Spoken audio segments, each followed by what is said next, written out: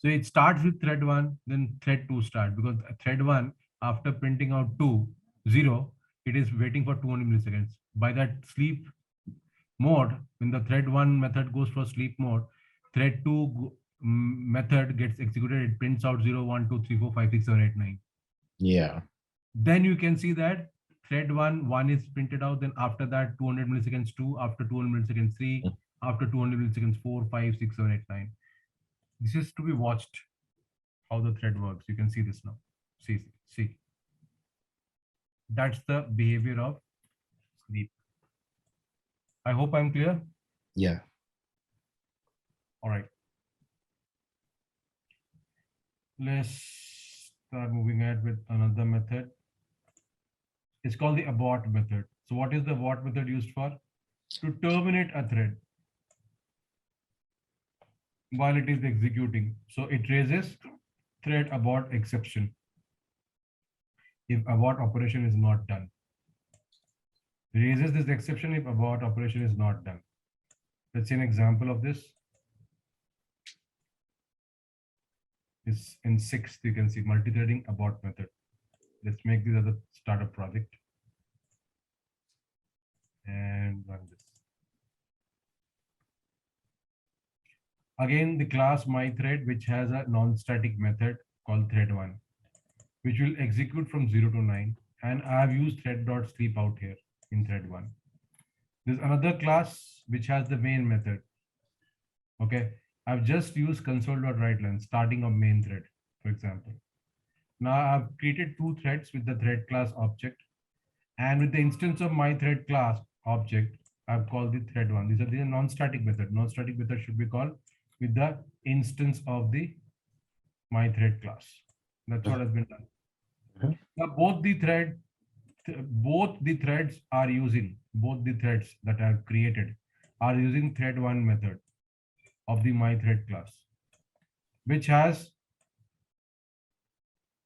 thread.sleep implemented. Okay, now I'm starting both the threads. After starting, I'm aborting it. When you abort it, it raises an exception. What is the exception? Thread abort exception. So handle the exception with the try catch block. I hope you know how to handle an exception, right? Yeah. Try catch blocks. Your try catch block. So I'm aborting the threads. After starting aborting the threads, if the abortion is not done, it will raise this exception and will handle it. Okay, so that's what is defined out here. If raises a thread abort exception if abort operation is not done. All right. That's why the try catch block is used. And here I've print out end of main. This is the start of main, end of main. So let's see how the abort works. Or is it working or not? Yeah. Now, if you look at both the threads that I've created by the thread class object reference, using the same method, thread1, which has a sleep. Okay, let's run this. It has aborted both. You can see start of main and end of main has happened. If I do not abort it, how does it look like? It will just. It will basically start and end all the executions. 0 to 9 will be printed out for both. For both these threads, 0 to 9 will be printed out. Let's run this. See that? Yeah. And since there's a thread.sleep of 200 milliseconds in the thread1 method, that's why it is executing slowly. Start of main, end of main has happened beforehand. Right. Before the threads stopped executing, end of main has happened. Yeah. Why end of a main has happened beforehand? Because there's a sleep of 200 milliseconds. Right. If I comment this, then both the threads will execute randomly. Still, it will execute randomly. You can see this. Run this. See that start of main and end of main has happened before, and then both the threads are executing randomly. The only behavior of thread.sleep is that Now both the threads will wait for 200 milliseconds before executing every number from 0 to 9. Okay, let's run this. See this now. Yeah. All right. The end of main is somewhere else now. Yeah. So I cannot control when it is going to be printed out because Yeah, how the threads are working is how they are switching their context. I cannot control it. that makes So sense. that is why it is execute. These two are executing first, and probably they are executed later on. So that means the starting and stopping of the threads will be happening irrespective of the fact that where we're using the print line, the right line commands. Now, if I am aborting the thread, okay, how it is getting aborted? You see this. See that? Start of main, end of main. That's all. Yeah. Last time it printed out 0 also. This is not. This time it did not print out 0 also. Don't have any control when it is going to abort. Start and abort. Sometimes it does not start also, and abortion happens beforehand. So Sometimes it will start, both the threads will print out 0, 0, and then the abortion will happen. Sometimes you will see that it will print out 0 for this, 0 for this, 1 for this, nothing for this, it aborts.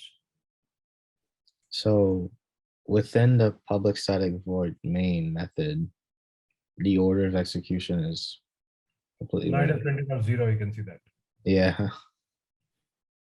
Now what I'm trying to say is that threads are basically, they are basically inside a particular process. You can have multiple threads, but the execution of the thread is not under my control. I can start a thread, I can create a thread by using the thread class object. I can start a thread like this to make it runnable. I can abort the thread. When it is going to get aborted, not under my control. How the threads are executing is not under my control. That's how it is. Right. All right.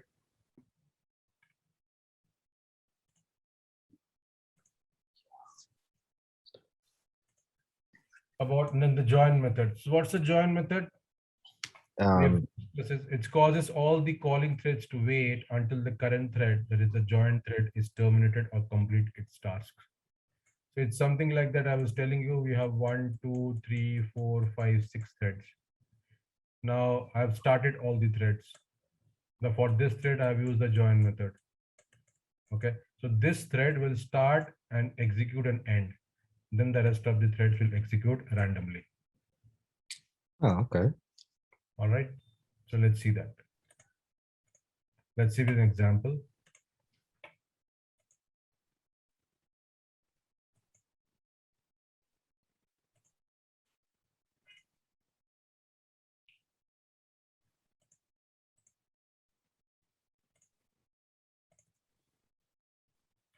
Okay. So again, a my thread class, which has a non-static method called thread1, you are printing out from 0 to 4. Okay, and a thread dot sweep of 200 milliseconds. That means you will be suspending the thread, whichever thread uses this method. Okay. Now, this is a non-static method to create an instance of my thread class. And I've created 3 threads. All the 3 threads are being created to call the thread1 method of the my thread class. Okay. Now I'm starting thread1 and I'm using the join on thread1. That means what will happen? This will start and end, and then these two will run in random manner. Am I clear? I see. So calling join gives it priority. So join, what will join method do? It will make the thread one to start and end. Yeah. Then these 2 threads will run randomly. How it is running will not be under my control. The context switching between the threads will be automatic, not under my control for T2 and T3. Okay. So join can make you understand that I can control one of the threads to start and end. Yeah. That is the thread number 1. All right. So let's see that. So that means thread number 1 will print out 0 to 4, And then these two will print out 0 to 4 randomly. And there will be a sleep method being used on all the threads, because this is all the three threads are calling this same method. So let's run this. So you can see the first thread has stopped 0, 1, 2, 3, 4. Then thread number 2 and 3 are running like this. If I don't use the thread dot sleep, still what will happen? You don't use. So what will happen? This will still start and end, and then these two will run randomly. Okay, run this. 0 to 4 has started. Thread 1 has stopped. Then next two threads, thread number 2 and 3, you can see how it is running. Yeah. That's the behavior of join method.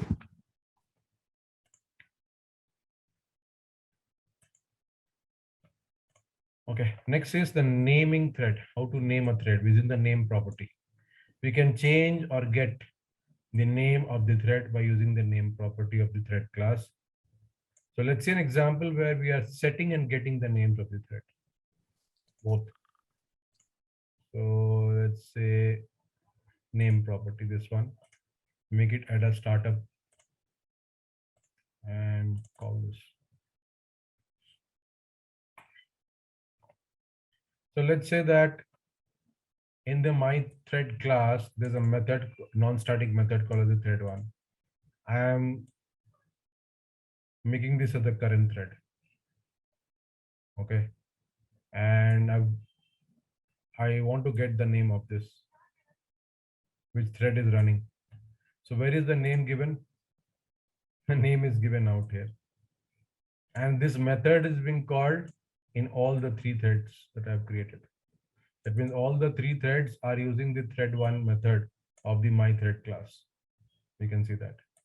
That means when I call these methods, the current thread property will be used to define the name. So whatever name I've defined will tell you which thread is running. Okay. This is how I can set the name. This is where I am getting the name. It will tell me that when I start running the threads, which thread is running. By its name, it will give you. So what is the name?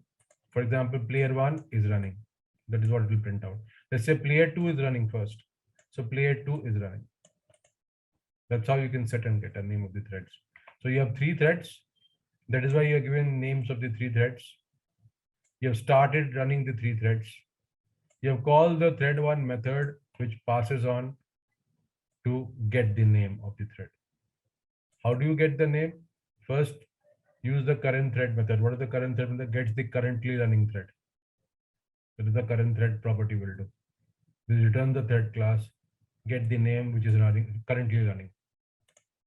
So when I call these start methods, this will tell me which thread is currently running. Is it running thread 1, or it is running thread 2 first, or it is running thread 3 first?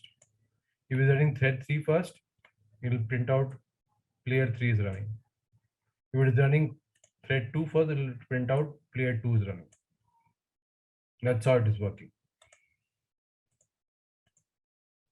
Let's run this. See, player 1, 2, 3 is, it looks like it is running in sequence. Nothing of that sort. That's just probably lucky. Right now you're lucky. It might be that player 3 is running first. Yeah. Okay, this is how you can understand also that how can you give how can you set a name, how can you get a name. You can also find out which thread is running, in what sequence threads are running. All right. So multi-threading is a very easy concept. You just have to understand that it is basically to do multitasking, nothing else. Yeah. Okay, now the thread priority property. So let's say an example where we are changing the priority of a thread. The highest priority thread can be executed first, but it is not guaranteed. That's what I was telling you some time back. Not guaranteed because thread is highly system dependent. It increases the chance of a higher priority thread to execute before low priority. So remember, you can set up the priority of the threads, but it depends on how much fast is your system. then the priority with the highest priority will run first. But sometimes if you set up a high priority thread and your system hardware and software are not good, the high priority thread might not run in the priority level. Then it will run based on what thread it will come first, and it will basically run on a first come first serve basis. Let's see an example how to use a thread priority property. This one. So let's make this a startup project and call this.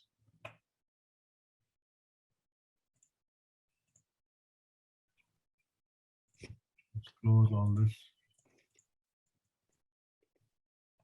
Okay, a thread class called my thread class, thread one method, where I am trying to find out which which thread is running currently.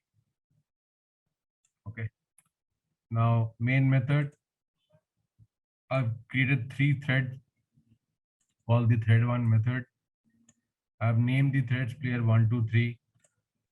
I'm setting priority to highest using the thread priority property dot highest. You can see dot highest, lowest, normal, above normal, below normal. So I'm setting thread T to the highest.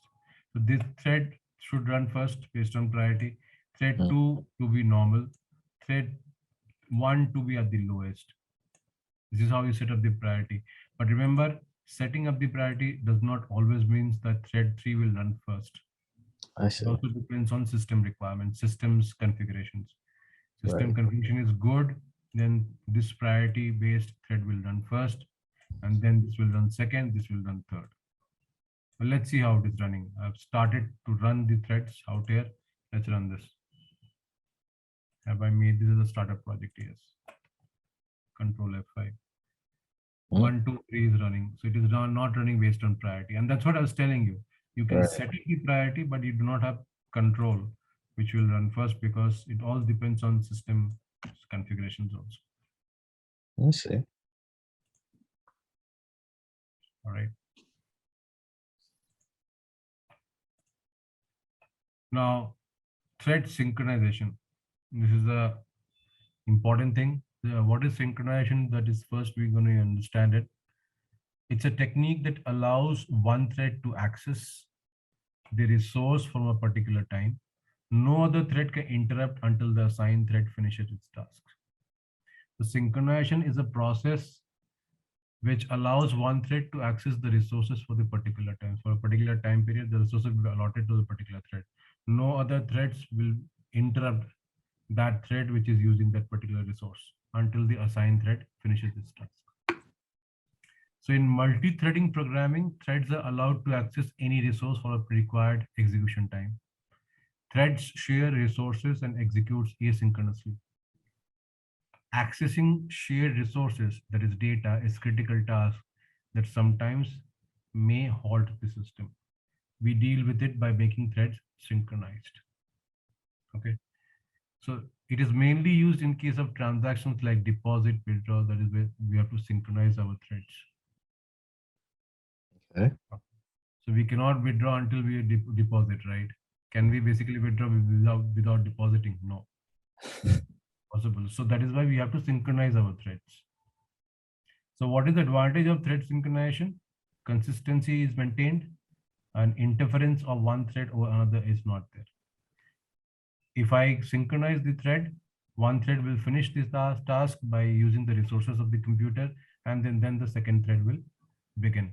The second thread is not going to interrupt the first thread until it finishes its task. Okay, now for synchronization, we use the lock method. You can see that.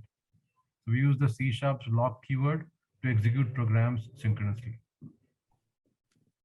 So it is used to get lock for the current thread, execute the task, and then release the lock.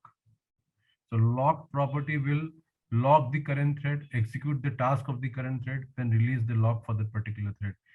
Then the next thread will come into existing. Otherwise, the next thread cannot interrupt the first thread. It ensures that other thread does not interrupt the execution until the execution finishes for the thread which is using the lock property. All right. Yeah. So we'll see an example of without synchronization first. So in this example, we are not using the lock property. You can see that this example will execute asynchronously. That means, in other words, there is context switching between the threads. I cannot control which thread will run first. So let's see that.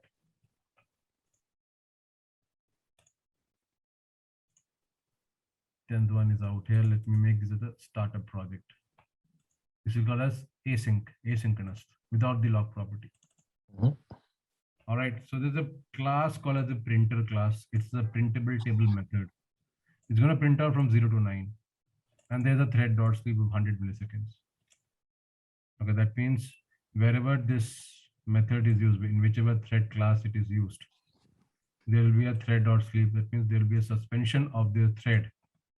In these two threads, there will be suspension for 100 milliseconds. And since they are non-static methods, they will be called by the reference variable of this object, t.printable.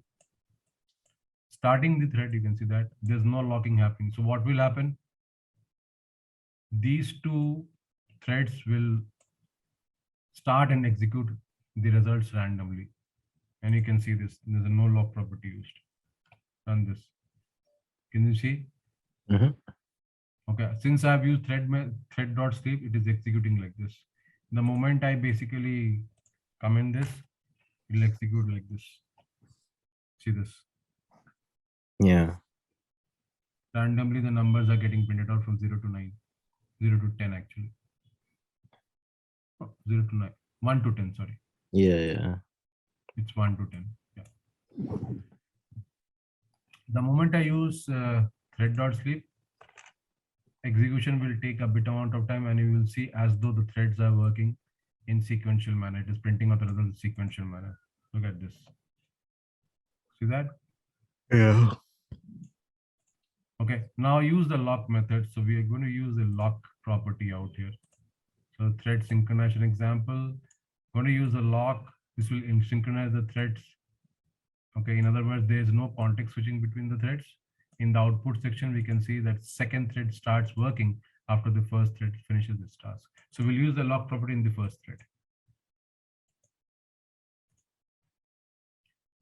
So that's out here.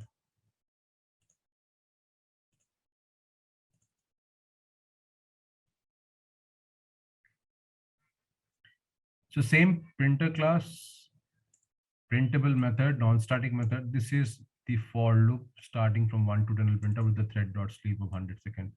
But I've used the lock property. Lock this. So whichever thread will be using this will be locking.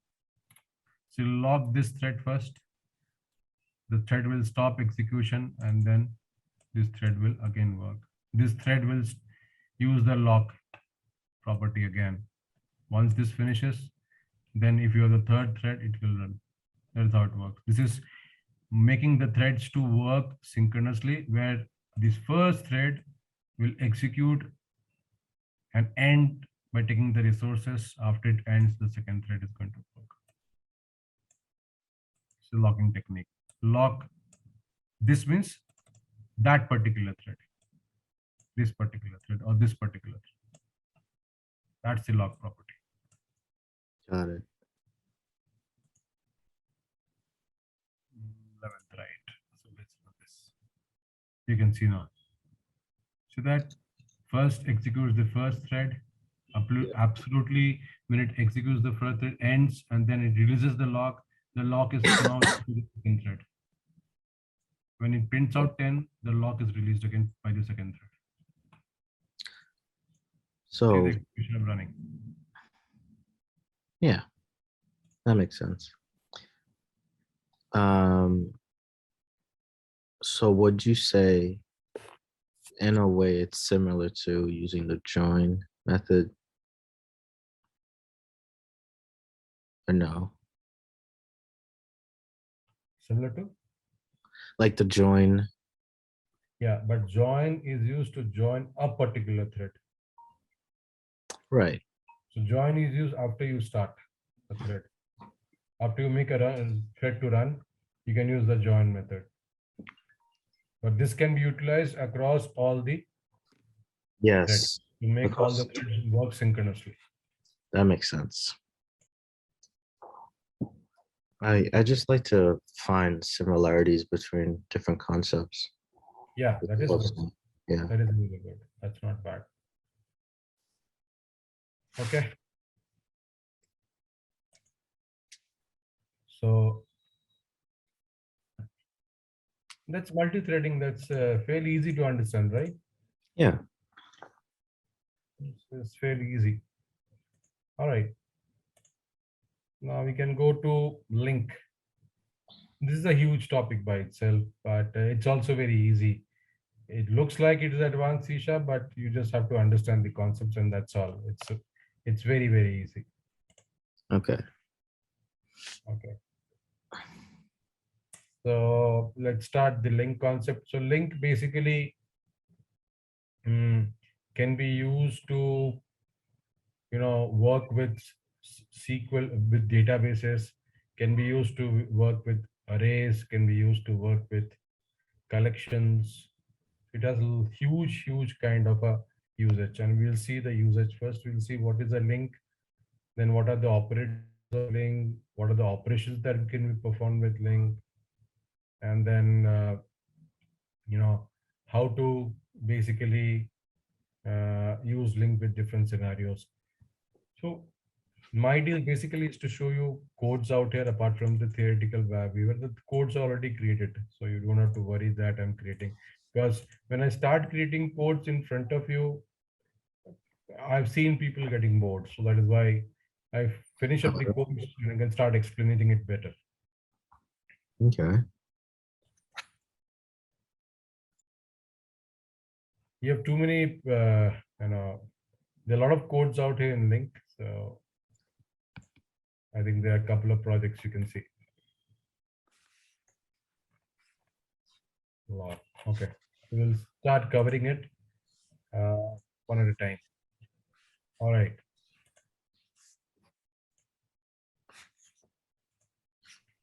Now let's have some theoretical knowledge on Link. Link full form is language integrated query. Language. It looks like a SQL language, but SQL language, has certain disadvantages. SQL language used for databases, first of all. Uh, The syntax of a database, for example, the SQL syntax of an Oracle database is different from the SQL syntax of MySQL database. So let's say I have to use MySQL, I have to understand the SQL syntax of MySQL. Tomorrow, if I, let's say, I port my application to SQL Server, then the SQL Server has its own SQL syntax. And that becomes cumbersome for a particular developer working with, ASP.NET and ADO.NET and all, where we try to basically, fuse together uh, uh, internet page, a web page with the database.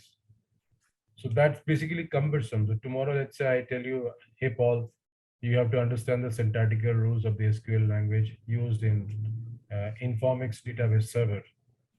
And let's say 6 months down the line, I say, hey, Paul, now we are porting to, let's say, Oracle server. So what do you need to do? You have to again run the syntactical rules of the SQL language using Oracle. yeah. And that's basically kind of, very intuitive, and it basically hits you out that the same thing I'm doing, but I have to learn the language separately for every database that I'm basically using. So that is where the link as a language integrated query comes into force. It the syntactical rules of link is same whether you use link with SQL Server or with database like your Informix server or with your Oracle database server, etc. So once created, that particular link based code can be used with different database servers without, you have to learn separately. You don't have to learn the SQL syntax for Oracle and Informix separately. The same link code can be used for all the other databases. That's the beauty of it. So it's a one-stop solution to write the code once and you can use it in any of the servers. Okay. So the full form of link is the language integrated query. It provides a new way to manipulate data. Manipulation of data means all the crude operations: Okay. create, update, delete, resolve, all those things. So manipulate whether it is to or from a database or with XML file.